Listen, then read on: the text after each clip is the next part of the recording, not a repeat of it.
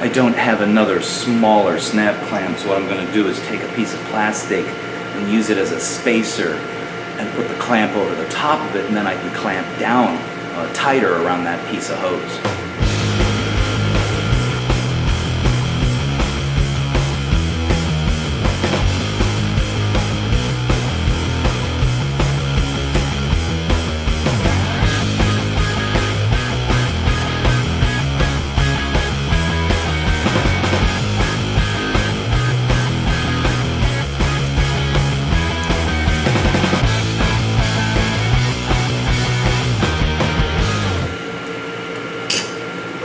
We've got a much tighter, and see I've got that piece in there that acts as a spacer, so it's much tighter, won't slip off there. With my pump clamp modification completed, I can now connect it to the spray rod. Now I need to take and slip the tubing over the barbed end. I should put a clamp here, and I'll go out and get one, but the barb will definitely help hold that. So I've got the discharge tubing of the pump secured to the spray rod now. Then there also happens to be this union fitting here at the end, which is how I'll end up taking the spray rod out. I'm going to disassemble it now so I can work on just this portion. By placing the submersible pump end in first, I can now connect the union fitting to the opposing end of the fitting on the end of the spray rod. And by threading the two halves of the union fitting together, I can now prepare myself for the next step, which would be the water test.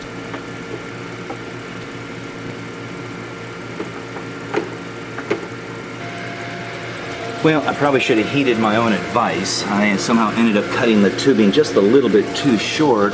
Now the whole pump kind of hangs, dangling, and it's causing the spray rod to rise, and that could be a problem. So now I gotta find something to prop up the bottom of that pump, doggone it. Well, I guess the real answer is to go buy a new piece of tubing. For the moment, it's propped up on a little rock and such down there, and that was kind of an error on my part, but one that's easily resolved. And of course, as the motto of the show goes, keep moving forward. So I'll replace that and get the rest of this installed. So I think we're just about ready to plug it in and see the water flow portion of the L2 scrubber from Turbo Aquatics. So I'm going to reach in, turn the power on,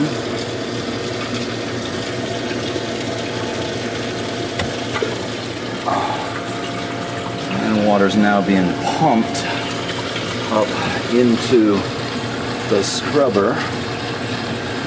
Maybe we can take one of these panels off here, kind of see inside there a bit. Actually, I think we can see a little bit better in from this side here. Be able to see a water level in there. Doesn't have a big gurgle. And you can see the water is flowing across the screen. Nothing's running out on the top, and you can kind of see water moving there on the inside. So the valve's in place to help deal with a bubble, but I don't think we have a bubble. So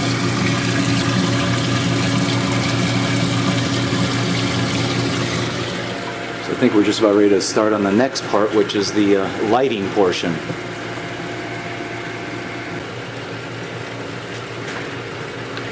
Okay, so now I'm ready to slide the LED and heat sinks into place.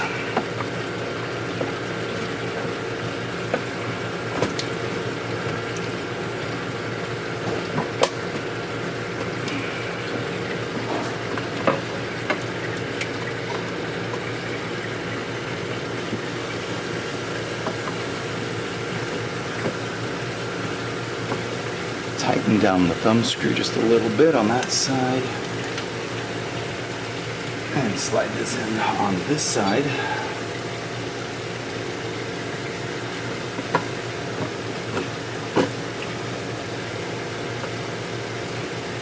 Now we need to connect the two wires.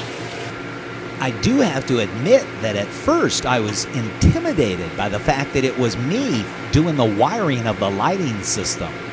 But as it turns out, it's pretty much plug and play. And I think we're ready to plug in the LED lights into the timer and see if we've got it hooked up properly. Hopefully there's no sparks or anything that fly. And let me take a moment to point out the biggest advantages of LED lighting. As opposed to fluorescent lighting, fluorescent requiring the bulbs to be changed out every 3 months due to their spectrum decline, LED lighting lasts considerably longer. Additionally, the colors emitted by the LED lights are specifically tuned to encourage the greatest amount of photosynthesis possible from the plants themselves. You can see the lights are on inside there. So you can see the glow coming out of the unit. So the LED lights are currently working, and I don't see any water running out of the unit. So I think we've got it installed. No big gurgle coming. So I think what I'll do is go ahead and service the tank and then come back and check on this in just a little bit. Servicing this 90-gallon tank is very similar to its 60-gallon smaller version. I start by adding the new water to the system first by pouring it into the filter below. I then step up on the ladder and begin to wipe the algae from the inside of the tank. This tank too, and maybe more so due to its elevated position, has a much more obvious gravel and scuff line. As I mentioned, this was a reef tank previously. As with most reef tanks, there's a buildup of calcareous algae that occurs.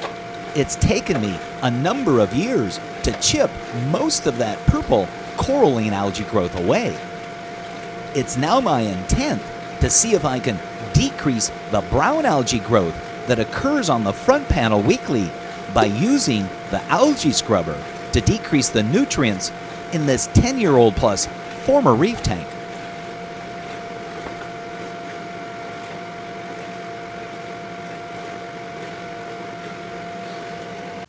Next time you're near Long Beach, California, take the time to stop in at Age of Aquariums, 2642 Cherry Avenue, just off the 405 freeway near Signal Hill.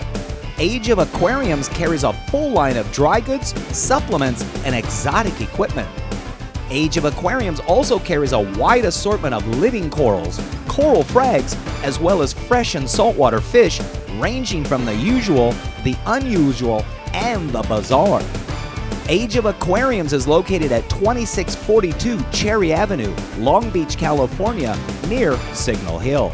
Open 7 days a week. Call 562-438-6252 or visit ageofaquariums.biz.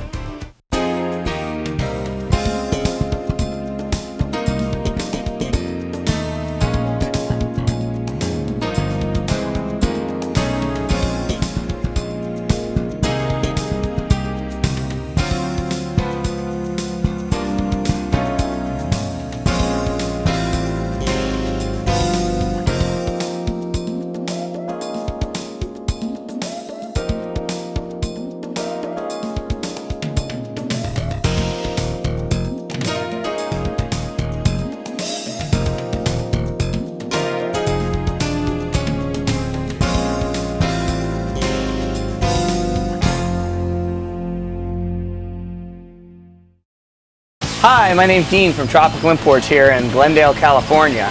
We have all different types of tropical fish, freshwater and saltwater. We have reptiles, freshwater plants, goldfish, saltwater invertebrates. We've got all different types of little aquariums here for betas, for tropical fish, mini, nano reef, for plants, saltwater fish. I've got all different types of bowls. Whatever you like, we've got it.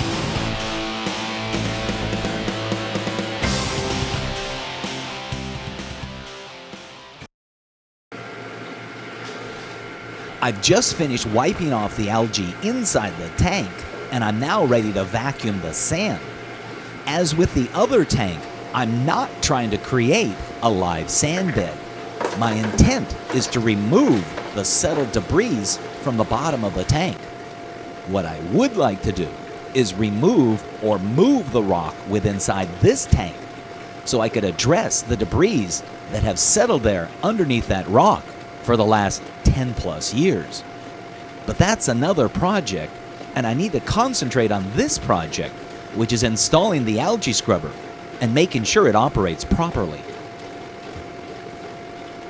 With the sand bed vacuumed and the filter's water level brought down to the proper running water level point, I'm now ready to remove the collection cup from the protein skimmer so I can clean it in the buckets of water I just took from the tank.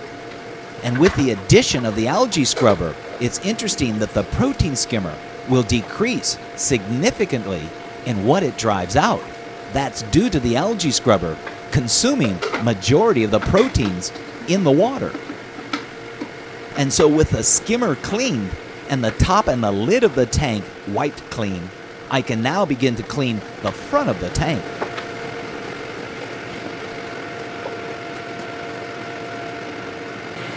Okay, so the tank has been serviced. The L2 algae scrubber has been installed. The heat sinks are in place. The lights are on. The water pump is pumping water into the unit. There is no gurgle, gurgle, gurgle.